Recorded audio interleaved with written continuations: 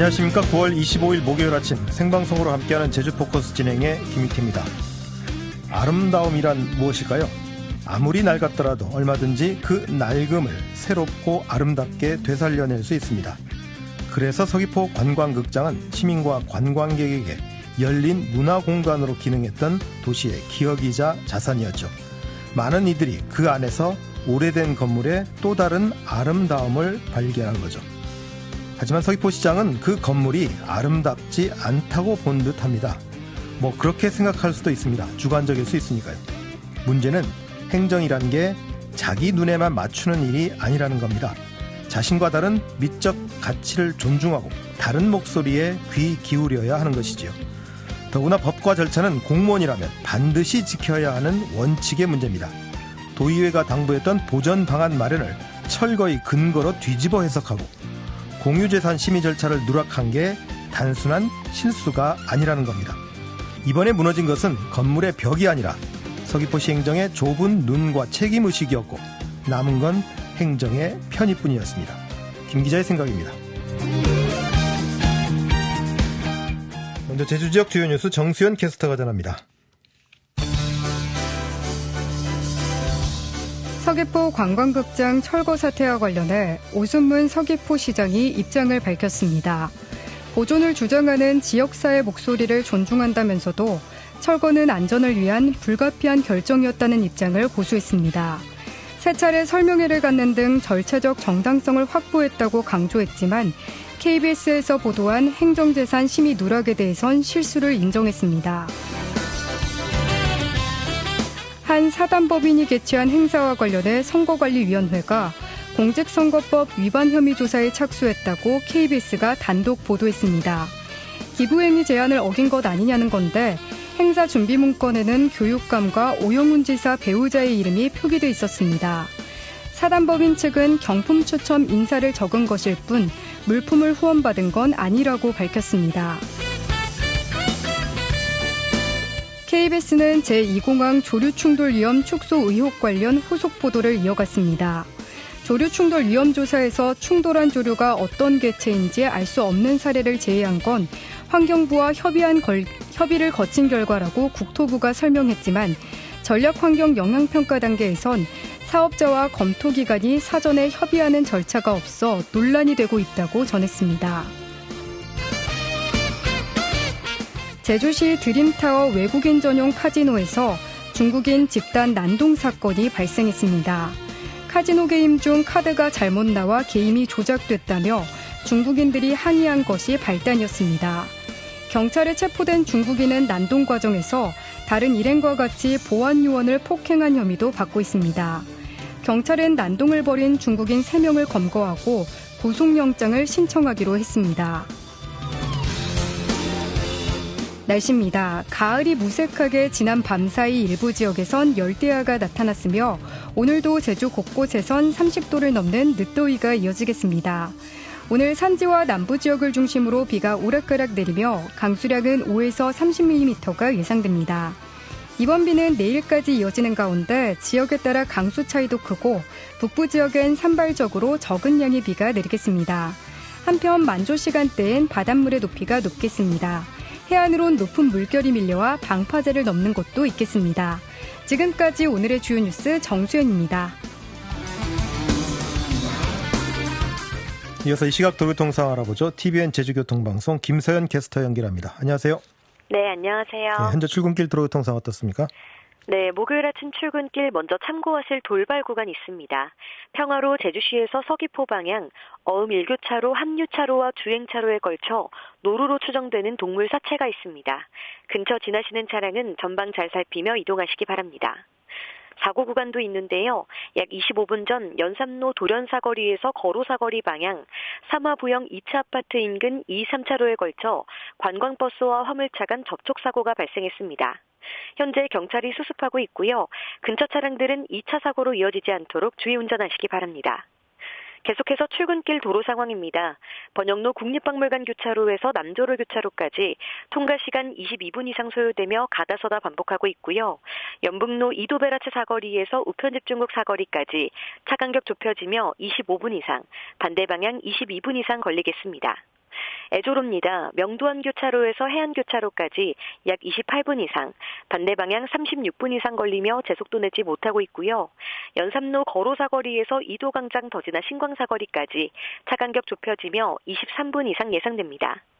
일주서로입니다. 하귀입구 오거리에서 2호 입구 더 지나 신광사거리까지 27분 이상, 반대 방향 22분 이상 생각하셔야겠고요.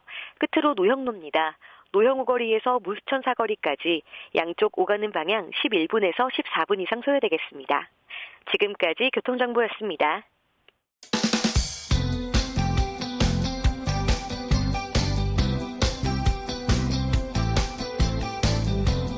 제주시 99.1, 서귀포시 95.3, 서부지역 103.7MHz, 요망진 라디오 KBS 제1라디오가 삼촌들 족끝이 느량이 식후다!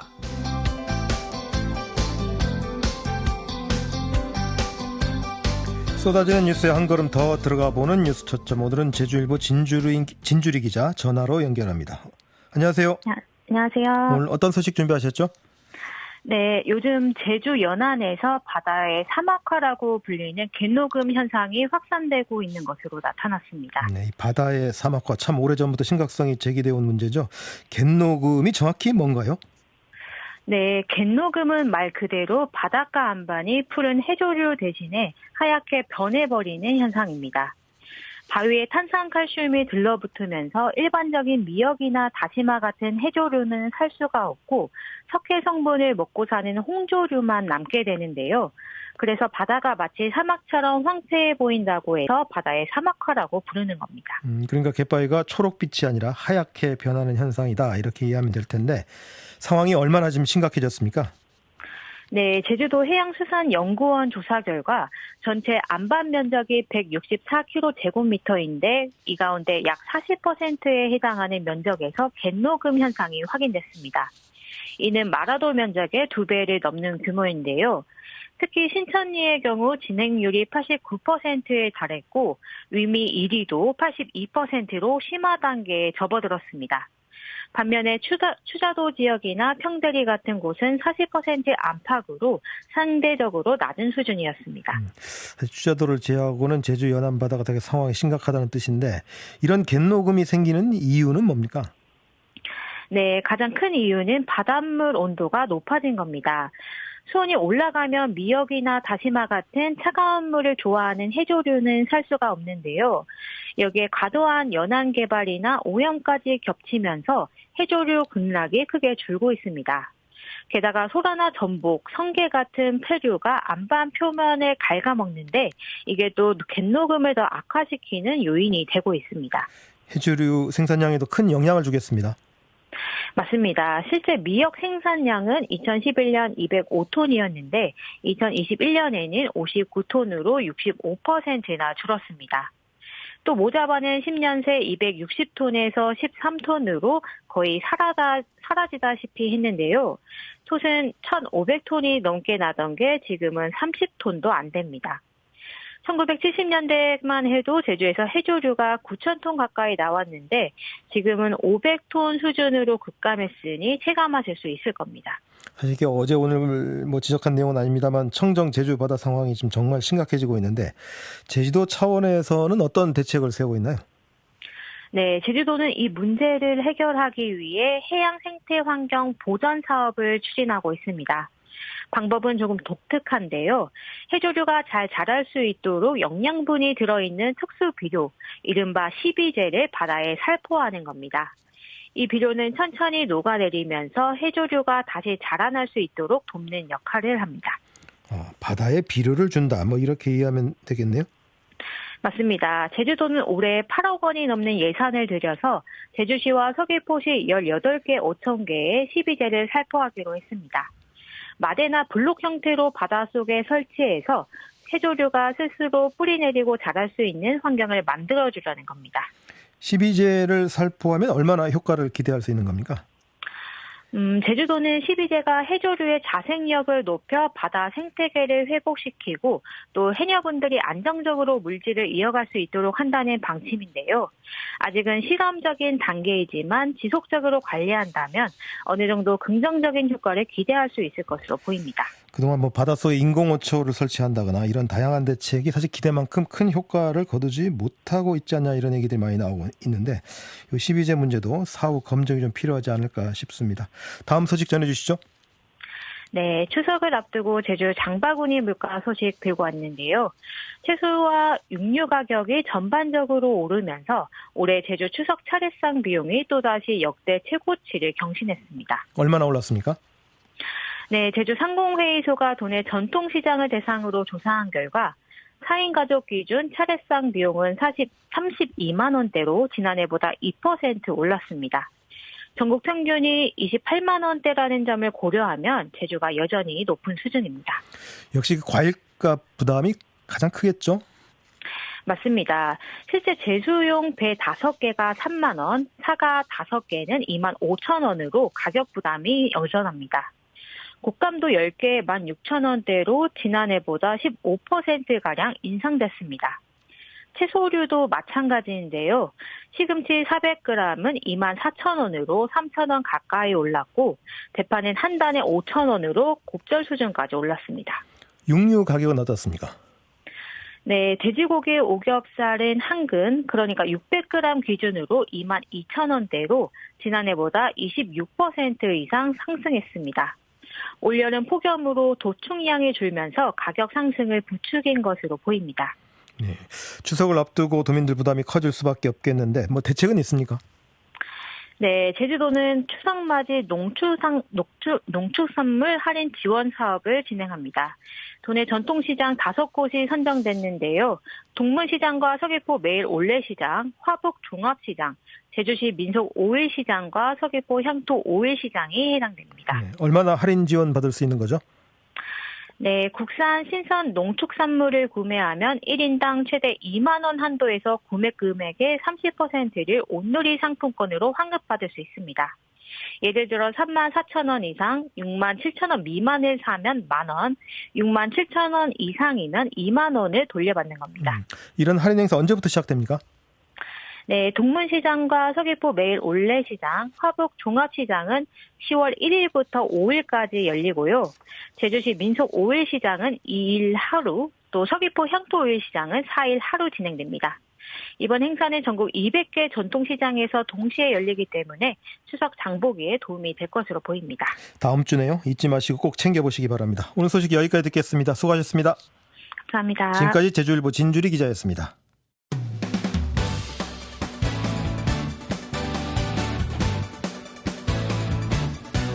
지피가 이신 뉴스, 노실계 배려보는 제주 포커스다.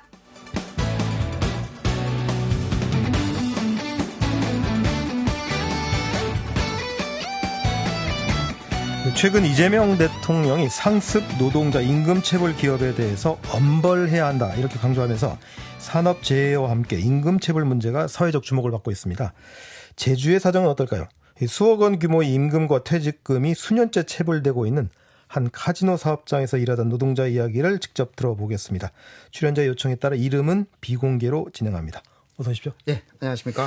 출연에 부담이 많으셨을 텐데 응해주셔서 고맙습니다. 아유.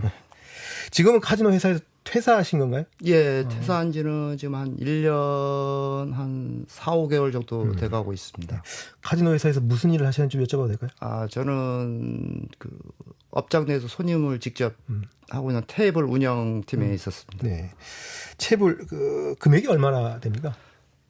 저 개인적으로 저는 한 지금 퇴직금 포함해갖고 한 9,700여만 원 정도 되거든요. 네, 퇴직금 포함해서 예. 거의 뭐 1억 원이라고 봐도 되겠네요. 예. 그럼 지금 퇴사하신 지가 1년 한 지금 반이 다 돼가고 있는데 그럼 현재 생계는 어떻게 꾸려가고 계십니까? 생계는 참 요즘 시기에 어디를 좀 제가 들어가려고 해도 나이가 이제는 모든 게 전부 나이에서 딱 걸리더라고요. 보통 그쪽에서가 원하는 한 3, 40대, 해봐야 40대 중반 정도까지는 하는데 저는 그거보다 훨씬 나이를 많이 먹었기 때문에 참 힘들어서 요즘에는 그나마 지인이 운영하는 식당에서 오후에 한 3-4시간 정도를 가서 서빙하다가 마무리되면은 청소까지 해갖고 하는 일을 좀 하고 있습니다. 뭐 아르바이트 예. 젊은이들 하는 아르바이트. 예, 아르바이트. 한편으로 말하면 아르바이트죠. 사실 취업이 참 아까 말씀하셨지만 취업 자체도 어려운데 또 예. 나이가 있다 보니까 더욱더 예, 일자리 예. 찾기가 쉽지 않으신 것 같네요. 뭐 그럼 돈은 모자라실 거 아닙니까? 뭐 대출 같은 거 이런 지금 저는 뭐 모자라는 부분은 어쩔 수 없이 대출 받고 네. 대출 이자까지 이제 물고 원금 갖고 하다 보면은 제가 아르바이트해서 버는 돈은 한계가 있기 때문에 그렇죠. 어쨌든 간에 지금까지는 대출로 쭉 이어오고 있는 상황이거든요. 이런 경우는 그럼 대출 이자도 좀 높지 않나요? 어디서 주로 빌리시나요, 그러면? 보통 금융권인데 네. 제가 좀 담보대출을 좀 받았습니다. 담보대출도 제가 직장이 없기 때문에 그렇죠. 그 부분에서는 조금 거기서도 좀 불리하실 텐데. 불리하고 좀 제한적으로밖에 될 수밖에 없더라고요. 뭐 보면은 그러자 해도 뭐 저한테 뭐 이게 혹시 직장이 아니기 때문에 이거는 최대한 해드려도 이 정도밖에 안 되겠습니다 하는 부분이 좀 많이 있어가지고 좀 어려움이 상당히 많은 편입니다. 이렇게 해직 사실상 뭐 해직이나 마찬가지예요. 돈을 못 받았는데 뭐 그만둔 건데. 예. 본인이 나는 계속 일하고 싶은데. 그러니까 이런 경우 제 같은 경우는 왜 그만두게 됐냐면은 직원들이 이제 우리 코로나 시기 때부터 겹쳐가지고 뭐 손님도 없었고 카지노라는 업종이 뭐 외국 손님들이 들어와야 하기 때문에 상당히 힘든 부분이 그때부터 좀 힘든 부분이 있었는데 점차적으로 그 젊은 직원들은 그나마 같은 업종이라도 그 시기 코로나 시기가 끝나갈 쯤에서는 좀 대형 카지노에서가 인원을 좀 적극적으로 많이 스카우트 해가는 상황이어서 젊은 친구들은 좀 그쪽으로 좀 많이 이직한 친구들도 많고요. 뭐 하다 보니까 점점 빠져나가다 보니까 한 기존에 있던 100%라고 했을 때보다 거의 한 70% 가까이가 빠져나간 상태였어요. 70%가 남아있는 게 아니라 70% 빠져나갔다고요? 그렇죠. 이제 한 30%에서 하다가 저는 그 팀에서가 어떻게 보면 그 팀에서 팀장이랑 그 역할을 하고 있었는데 직원들을 붙잡기도 뭐 하고 그렇죠. 저도 나중에는 적극적으로 갈 수 있으면 가는 게 좋을 것 같다 하다가 저도 또 가만히 있다 보면은 급여는 지급되지 않는 상황이지만은 괜히 그냥 앉아서 그거를 바라면서 그냥 있는 것 같아가지고 저 스스로 그냥 도저히 할 수 없을 것 같다 해갖고 퇴사를 하게 된 경위입니다. 자의반 타의반이라고 이럴 때 표현을 쓰는데. 예. 그럼 선생님 말고도 뭐 임금과 퇴직금을 받지 못한 분이 꽤 많겠네요, 그러면? 그렇죠. 제가 추정하는 건데 한 7, 80여 분인 정도가 되고요. 제가 요즘 들어가고 좀 통화하고 이렇게 한 부분이 14분 정도가 됩니다. 14분 중에 그분들이 이제 그 퇴직금과 급여를 합치면은 한 4억 한 2, 3천 정도가 되는 것 같고요. 나머지 14명을 상대로 4억 2천이니까 그럼 나머지 퇴직한 분 또 아까 7, 80명 예, 그 정도 더하면은 뭐 거의 그렇죠. 10억이 넘어갈 수 10억이 충분히 넘어간다고 생각을 하고 있습니다. 와, 그러면 이런 거의 10억 원이 넘는 이런 대규모 체불에 대해 사측은 어떻게 설명하고 있습니까? 사측은 지금 이 카지노라는 업 때문에 뭐 특별히 뭐 대출 받기도 어렵고 그러다 보니 저희들한테 돌아오는 대답은 항상 매각을 해서라도 뭐 그 부분에 대해서 지급을 하겠다 이런 지금 상황인데 그 매각을 한다는 것도 벌써 2년여 가까이 전부터 말이 나왔던 부분이고요. 저희들은 마냥 기다릴 수밖에 없는 입장이 된 것이죠. 지금 도내 카지노, 외국인 전용 카지노가 지금 8곳이죠? 예, 제주도에 8곳이 있습니다. 8곳인데 사실 지금은 아까 그 뉴스에도 설명했지만 중국인 난동에 보였던 그 드림타워 쪽으로 다 지금 손님들이 몰리다 보니까. 예, 그쪽 큰 카지노 이제 대형 카지노 쪽에 많이 몰리다 보고 또 하다 보니까 거의 제주도에서도 8개 카지노 중에서 한 2군데 빼고는 거의 다 중국인 자본이 전부 잠식해 있는 상태고요. 그러다 보니까 뭐 제가 다니던 카지노도 뭐 영세업 따지면 영세업이라고 보면 되겠죠. 근데 매각은 하려고 하면 얼마든지 할 수 있을 것 같은데 또 매각도 잘 안 되는 모양이죠. 매각도 요즘 그 영세업 이게 좀 규모가 그렇게 크지 않다 보니까 모르겠습니다. 제 입장에서는 뭐 예전에는 호황일 때는 좀 금액도 어마어마했고 뭐 이렇게 하던데 요즘에는 실질적으로 회사에서가 진짜 매각을 적극적으로 하려는 의도가 있는 건지 아니면 저희들 같은 미지급자에게는 그렇게 말하면서 당사자가 나타나도 그 부분에 대해서 조금 회사 입장에서는 좀 더 이 돈을 더 받기 위해서 예, 더 기다리신 건지 그거는 저희들이 뭐 판단할 수 있는 부분이 아니라서 진짜 노동자들의 고통을 이해한다면 뭐 어쨌든 조금이라도 좀 싸게라도 팔아서 돌려줘야 되는데 그게 아니라 뭐 매각 사겠다는 인수가 들어와도 더 높은 가격을 부르다 보니까 자꾸 결렬되고 뭐 이런 것 같다. 예, 아마 그렇지 않고서야 뭐 이렇게 몇 년 동안을 이렇게 뭐 할 수 있는 부분이 아닌 걸로 생각이 듭니다. 지금 노동자들 입장에서 뭐 가만히 있을 수는 없을 텐데 뭐 소송 좀 진행하고 있는 게 있습니까? 저는 저 같은 경우는 민사 소송을 진행하고 이제 판결문까지 받았습니다. 그 1심 판결문이 아니면 최종 판결문? 최종 판결문을 받았습니다. 대법원까지요? 예, 대법원이 아니고 일단은 항소심에서 끝났나요? 예, 거기서가 이제 사측에서가 항소를 포기했기 때문에 1심에서 끝났네. 그렇게 해서 끝났는데 저 같은 경우는 24년 한 5월경에 퇴사를 해갖고 하다 보니까 판결문에서는 6월 한 중순 때부터 해갖고 그 부분에서 다 갚는 날까지 이자를 20%를 합해서 지급하라. 그렇죠. 이자까지 포함하니까. 그런 식으로 해서 판결문은 났지만은 그 후에도 뭐 사측에서 이렇다 저렇다 이러한 연락조차도 없었고 마냥 기다리고 있는 상황이고 고용노동부를 또 한 번 찾아가서 지금 민사소송을 해갖고 이렇게 됐는데 전혀 뭐 아무런 뭣도 대답 받지도 못했고 한데 다시 형사소송으로 가려고 하니까 제가 처음에 진행할 때는 어쨌든 저도 그게 한 30년 정도의 그 직장 생활을 하다 보니까 물론 대표자님도 잘 알고 뭐 이런 부분이 있어가지고 형사소송을 피해서 민사소송을 진행한 부분이었는데 처음에 제가 그 진행하면서 그러면은 여기에 사인해 주십시오 해갖고 사인을 했던 부분이 민사소송을 형사소송을 안 한다는 그런 취지로 제가 사인을 한 것 같아요. 그때는 상황적으로는. 어떤 나올 때요? 회사 나오실 때? 아니요. 민사소송을 제기할 때? 예. 그때 그런 식이 되다 보니까 뭐 형사소송도 이제 또 할 수도 없는 부분이고.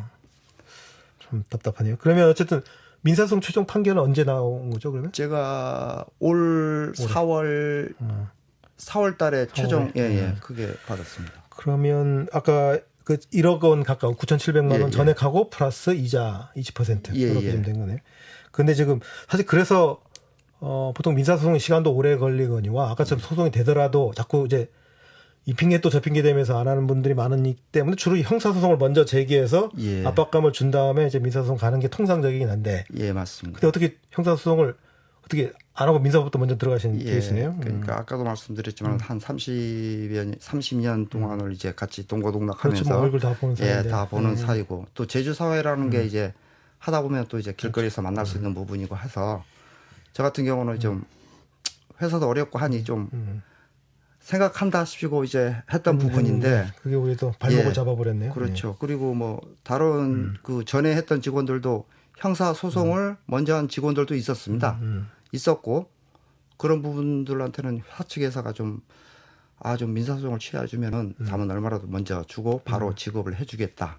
이런 식의 회의를 하는 회의를 해갖고 취하하니까 그런 부분에서 한 많이 받은 사람은 한 1,000만 원 정도, 뭐 700만 원 이렇게 받고 일부 받은 거죠. 일부 받았죠. 일부 받고 취하를 했는데 그다음 또 소식이 없고. 그다음 또 소식이 없고.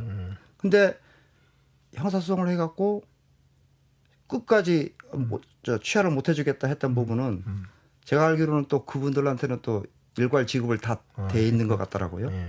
그러니까 이게 너무 회사 사측에서가 발등에 불만 끄고 있는 상황이 아닌가 이 생각이 듭니다. 그래서 사실 대통령이 그래서 엄벌을 하겠다는 게 그런 차원의 얘기인데 그럼 이 문제에 관련해서 뭐 정부나 제주도로부터 뭐 지원 받으신 거 있나요? 그 정부에서 지원받는 거는 그 대지기금 해갖고 퇴직금 그 담보로 해갖고 한 1,000만 원 정도 최대 1,000만 원인데 저는 1,000만 원을 받았습니다. 1,000만 원을 받고 한 부분이었는데 물론 없을 때는 1,000만 원이라는 게 꽤 큰 돈이거든요. 한 뭐 석 달, 서너 달 뭐 이렇게 많게는 넉 달 정도는 뭐 생활을 할 수 있는 부분이었지만은 그 부분이 없어지고 난 후에는 아무런 도에서 같은 경우는 제가 또 다니다 보니까 관광진흥기금이라는 거를 이제 전부 다 수거를 해가지고 받고 있지 않습니까? 그런 부분에 대해서는 뭐 카지노에 대한 종사원들에 대한 그런 처우나 이런 거는 전혀 없고 뭐 어디가 개발 사업에만 쓰죠. 개발 사업에만 쓰고 있는데 그 목적이 대체 뭔지를 알겠습니다. 자, 시간 여기서 마무리해야겠네요. 자, 하루빨리 체불임금 모두 돌려받고 새로운 삶 꾸리시기 응원하겠습니다. 아유, 감사합니다. 오늘 말씀 고맙습니다. 예, 감사합니다. 지금까지 카지노 사업장에서 임금 체불 피해를 겪고 있는 노동자 이야기 직접 들어봤습니다. 안녕히 계십시오.